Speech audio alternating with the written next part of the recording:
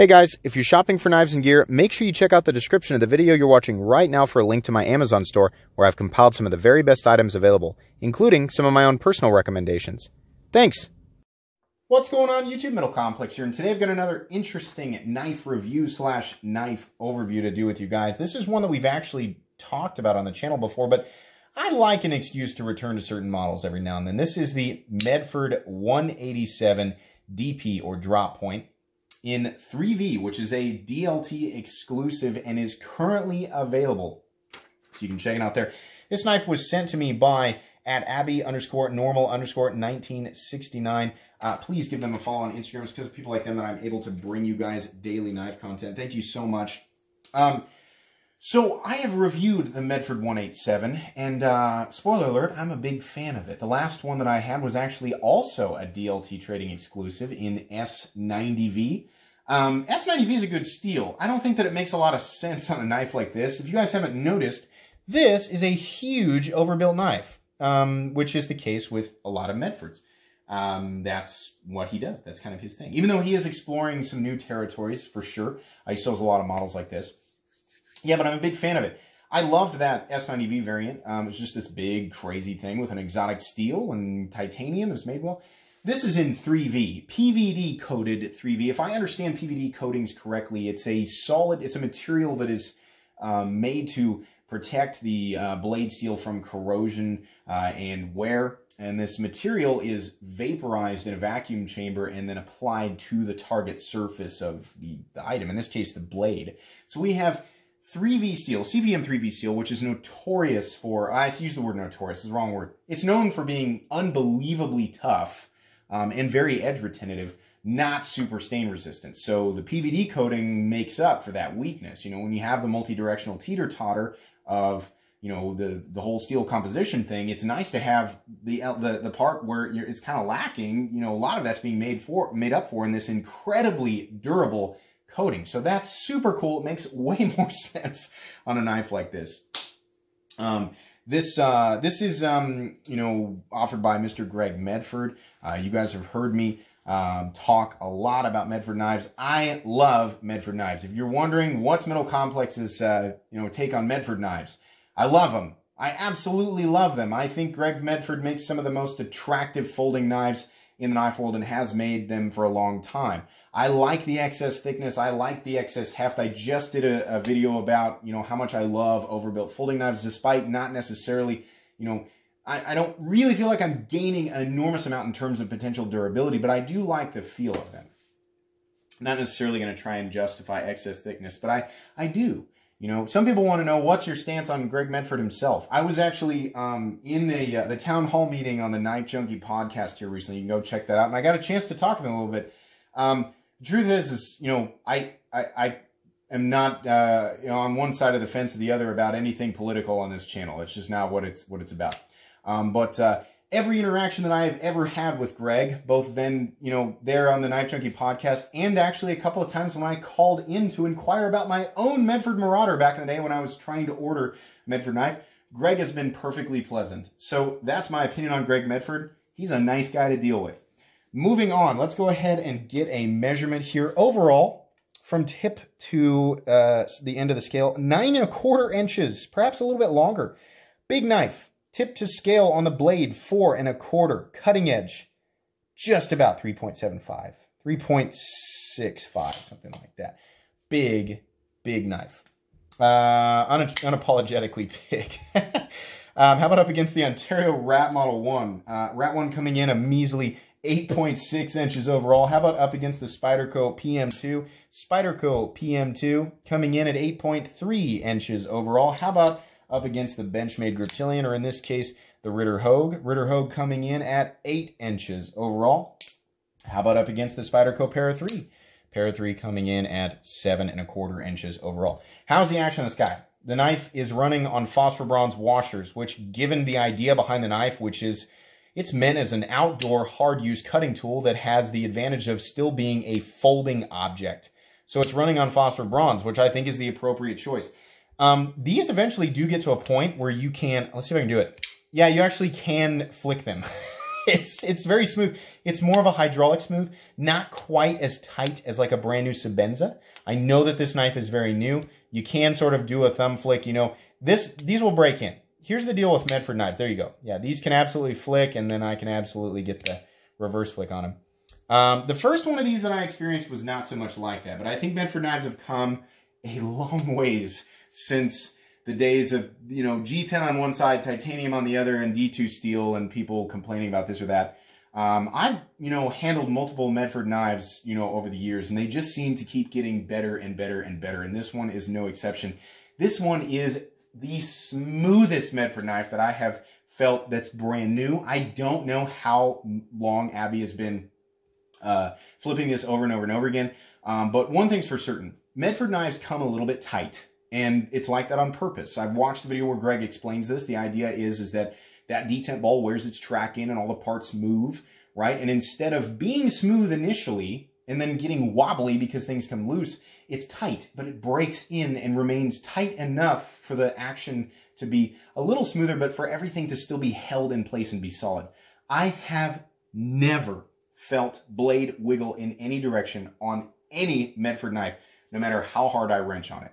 You're gonna have to pull that pivot out to make it wiggle. That's just how it's gonna be. These things are solid. If that's your thing, if you're like, listen, you know, all these other things, all these different styles, the design, you know, the materials, like, it's all great and I've got my preferences, but really I just want a knife that's just solid. It's not gonna move, right? I don't wanna feel any movement.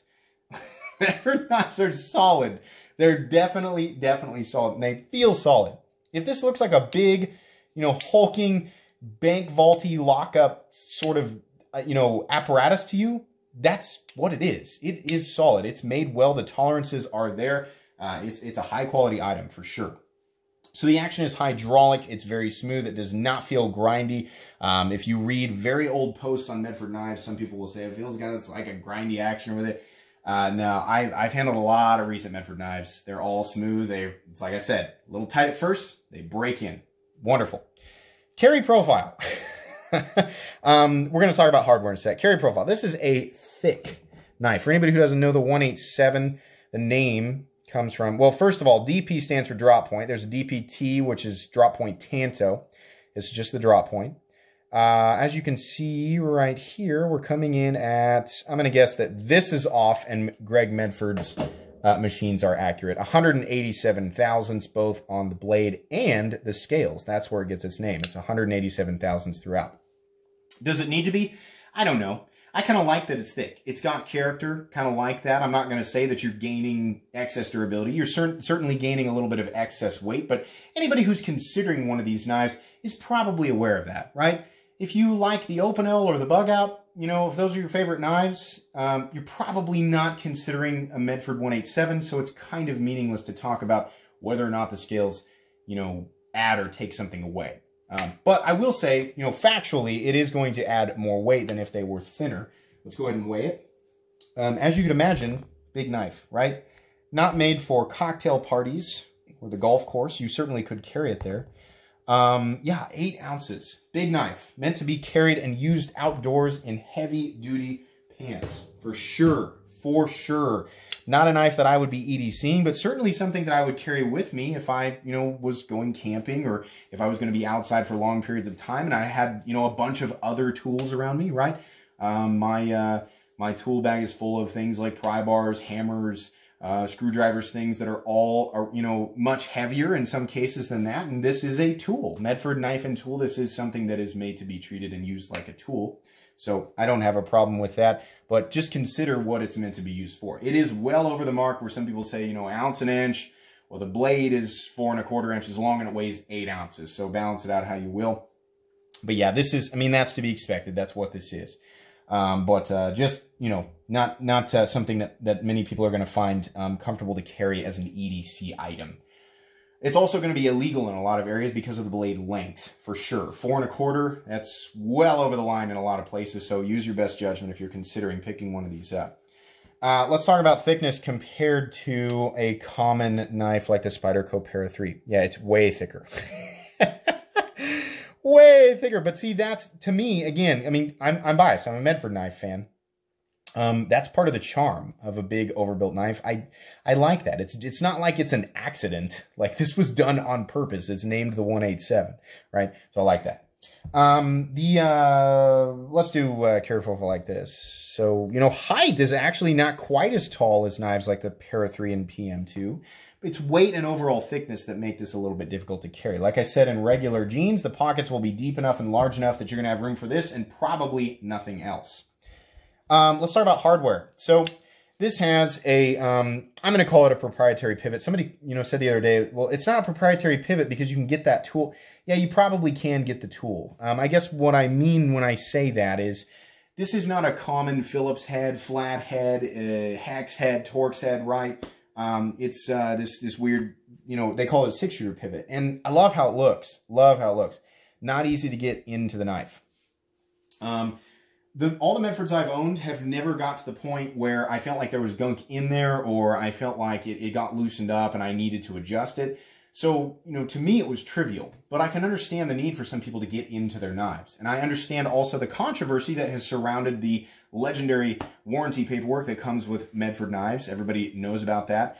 People seem to be really content to just be like, well, I don't like that, and I don't like him, and I don't like that. You know, people just they just enjoy staying right there. When in fact, actually, Greg has talked about this before. The idea is to keep people from modding the knives and then screwing it up and then sending it back in for warranty work like, oh, I don't know what happened. I get that, right? I wish that it was easier to get inside the knife. I completely understand that part, and I agree with you guys, but this is the kind of thing where, you know, as far as I've gathered from Mr. Medford, it's sort of a case-by-case thing. If you get it apart and you put it back together and there's nothing wrong with it, I imagine, you know, it's case-by-case. It's not, you shouldn't be listening to me. You should, if you have a Medford knife, there's an issue with it, you should be contacting Medford Knives and asking them about it, right? If you get into the inside of this knife and you mill it all out and you try to put bearings in it or something like that and you screw it up, well, yeah, that's your fault. They're not going to warrant it, right? But, you know, you get in there and you put it back together and then, you know, is the warranty still intact? I would imagine they will have a conversation with you about that. It's going to be case by case. He has talked about this. That Birdshot 4 actually did an interview with him where he talked extensively about it. I invite you guys to go check that out. I've said that on other Medford videos, and I feel like it surprises people. Because, again, it seems like people are just like, this is how I want to think. It seems to be this way, and I'm frustrated, and I'm content being frustrated with it. there is some positive information out there, so seek it out. Anyways, let's talk about the anatomy and the profile here. So what we have is, again, a very thick piece of titanium. These newer ones are serialized.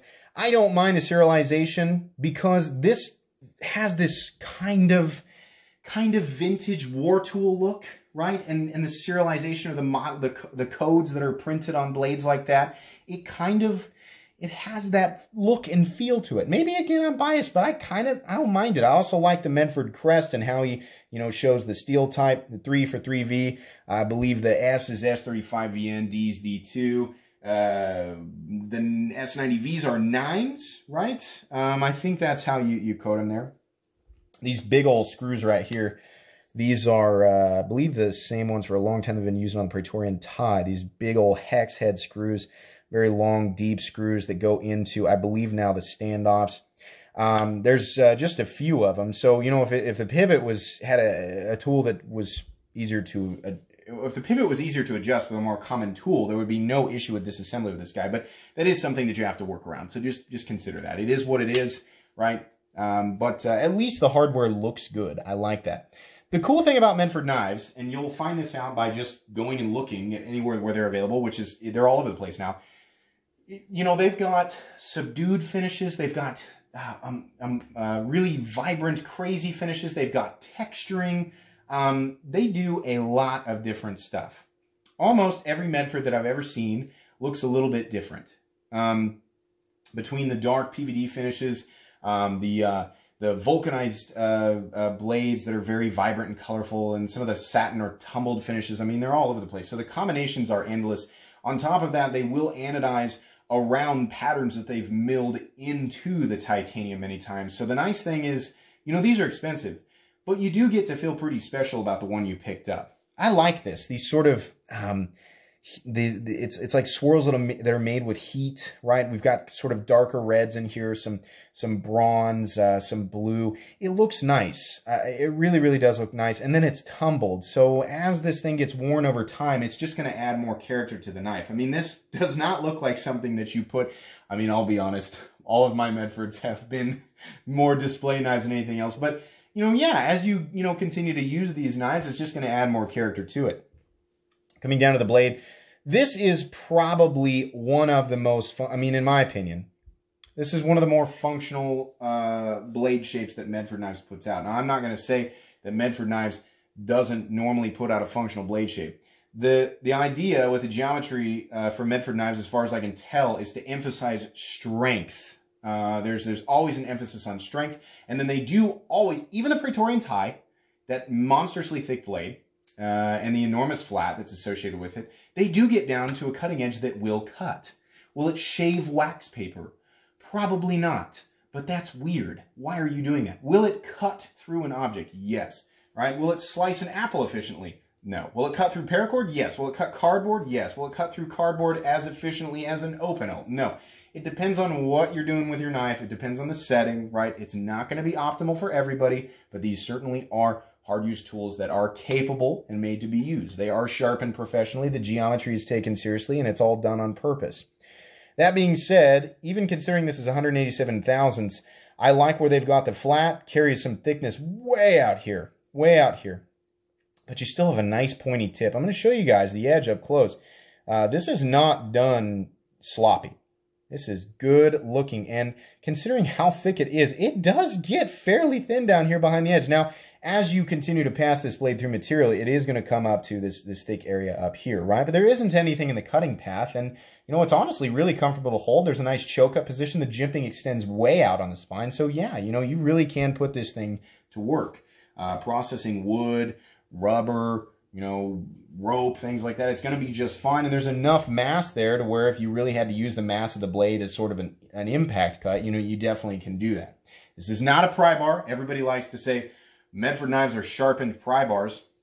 There's lots of knives out there that are 187 thousandths thick, right? I think people just kind of pick on Medford. Yeah, no, it's definitely not as cavemanish as that term might suggest. No, it is very professionally done, and the edge looks fantastic. And rest assured, it is very, very sharp. Ooh, the glassy smooth edge. Not a single nick or roll. The other nice thing is that all these knives, regardless of the finish, are nicely knocked down. You can see that bevel there. Nicely knocked down all the way down. So no awkward sharp edges, anything like that. This thumb oval is very easy to engage, whether you're coming at it from the reverse flick. I said this on the other one, I would have liked to see a little scallop right here to get in there. But truthfully, the blade is so big and the oval is so big, it's very easy to get out of there. These are not thumb studs. They're stops, external stops that sort of rest right there on the frame. Something that bothers me a little bit is where the area for the, you know, the tang of the blade, where it engages the frame lock, is sticking out a little bit. Now, it's unlikely, but if you were to drop this knife straight down and it hit exactly the right part of the knife, it would potentially damage this area where it locks up. I think, you know, some people look at that and they're like, that's terrible, that's a huge flaw. I mean, yeah, it would be a problem if you dropped it straight down on concrete. But I'm not, again, I don't speak for Medford Knives at all, so this is something that if this incredibly specific isolated thing happens to you and your 187 that you have purchased, you should contact Medford Knives. I'm going to guess that they're going to work with you, right? That being said, yeah, it is kind of weird that it sticks out a little bit. It's like that on the Medford Marauder.